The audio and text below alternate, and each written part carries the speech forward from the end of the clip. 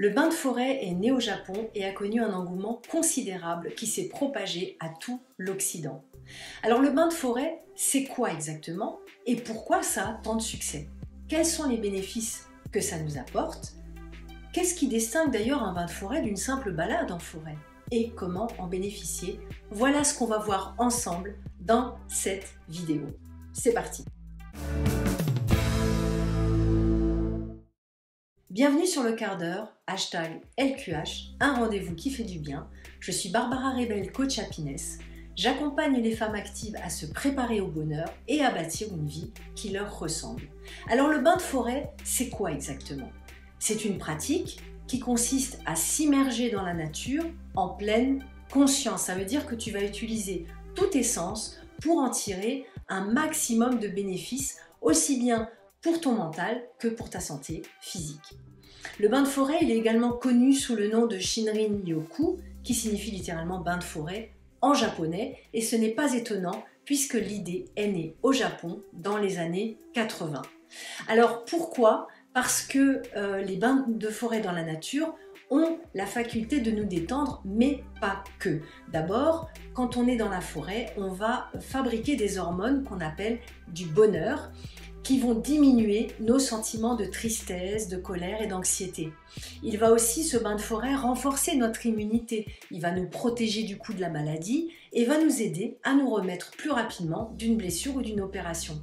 La nature, tu le sais, c'est rien de nouveau, a un effet positif sur notre mental comme sur notre corps.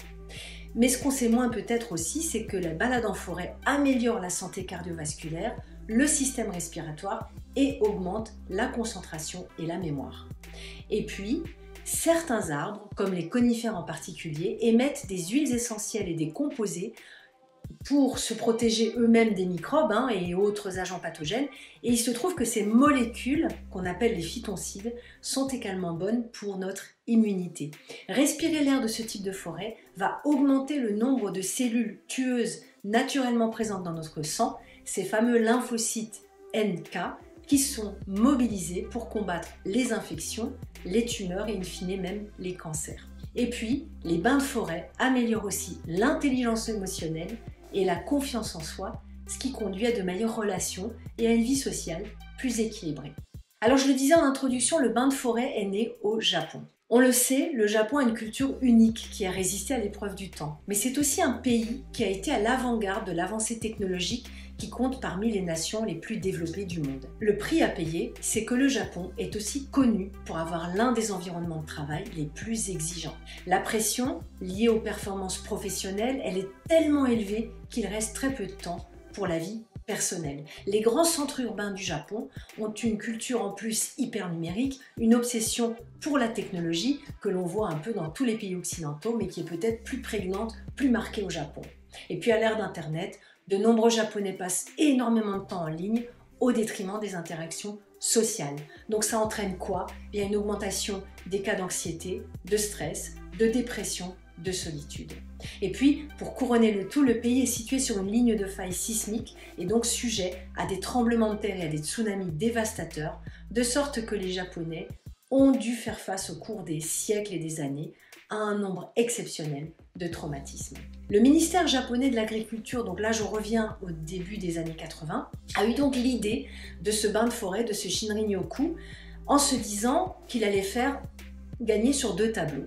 D'abord, il allait ramener les Japonais dans la forêt pour s'y détendre parce que le niveau de stress était déjà à l'époque très élevé et en même temps, il allait augmenter la demande de couverture forestière et de reboisement. Et ça a marché puisqu'aujourd'hui, plus de 70% du Japon est encore couvert de forêt, ce qui en fait l'un des pays dans lesquels les taux de couverture forestière sont les plus élevés des pays industrialisés en tout cas, juste après la Suède et la Finlande, et ça on le sait moins. Alors, revenons-en aux bénéfices du bain de forêt. Quels sont les bénéfices que nous apporte la forêt?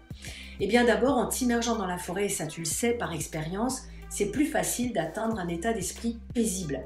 Quand tu fais attention à tes sens, en marchant par exemple en pleine conscience, tu bénéficies de tous les avantages de la marche méditative sur ton mental, mais tu renforces aussi ton immunité et puis tu fais quelque chose pour ta santé physique.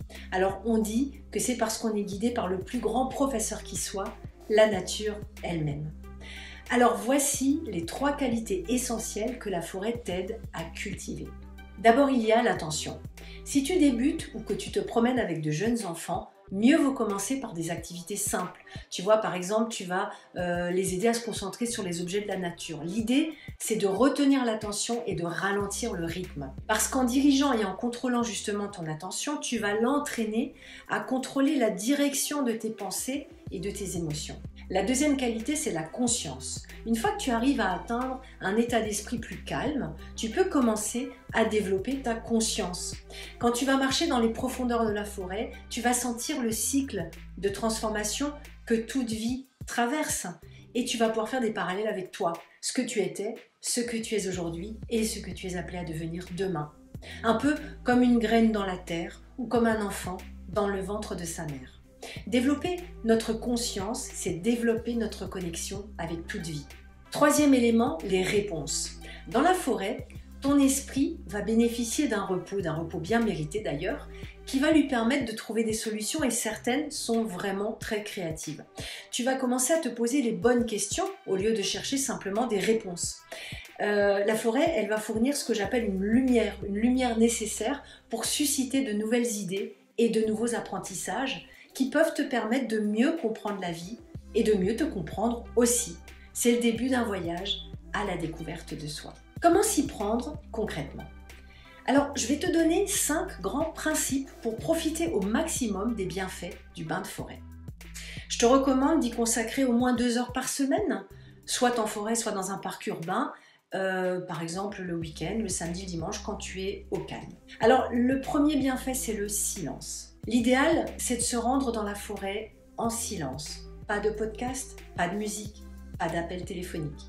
Le silence, il est nécessaire à l'immersion dans le milieu naturel, mais il est aussi nécessaire à la connexion aux odeurs, aux bruits, aux couleurs de la forêt, par tous tes sens en fait. Si tu ne peux pas te passer de musique, c'est un petit peu mon cas, j'avoue. Par exemple, tu peux trouver un compromis et tu peux faire 20 minutes de marche en silence, puis le reste avec tes écouteurs. Si tu te promènes en famille ou en groupe, tu peux convenir d'un temps de marche silencieux. Tu peux prétexter par exemple que tu veux surprendre des animaux sauvages, ça marche à tous les coups. La deuxième qualité, c'est la lenteur. L'un des principaux objectifs du bain de forêt, bien sûr, c'est la relaxation et la détente. Donc lever le pied, c'est la première chose que tu vas faire dans la nature. Promène-toi d'un pas lent, mesuré, un pas de sénateur, pour te donner le temps de ralentir et d'observer ce qui se trouve autour de toi. Troisième point, la respiration. Puisque tu es dans la nature, dans un air plus pur que ton environnement habituel, profites-en pour respirer profondément.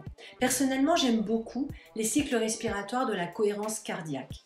Tu fais 5 secondes à l'inspire et 5 secondes à l'expire pendant 5 minutes. C'est simple et efficace. Quatrième point, la reliance par les 5 sens.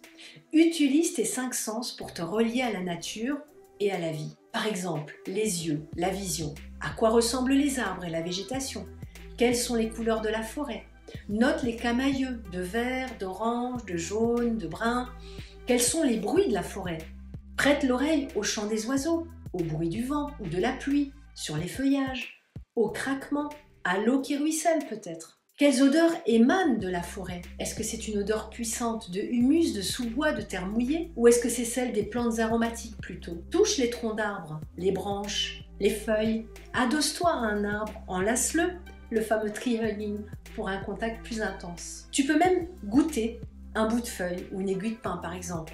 Attention quand même à ne pas consommer une baie ou un champignon que tu ne connais pas et qui pourrait être toxique. Enfin, le cinquième point, les trésors à ramasser.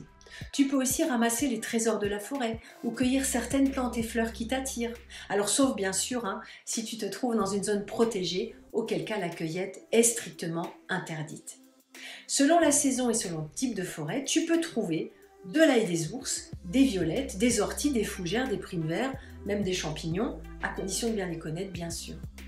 Et puis tu peux aussi ramasser des éléments naturels, les mousses, les pommes de pin, les bogues de marron, des branches. Alors évidemment les branches qui traînent au sol, va pas arracher des branches aux arbres, des feuilles, etc. Dans tous les cas, remercie la forêt pour ces petits trésors que tu ramènes chez toi et qui vont prolonger ces instants de bonheur.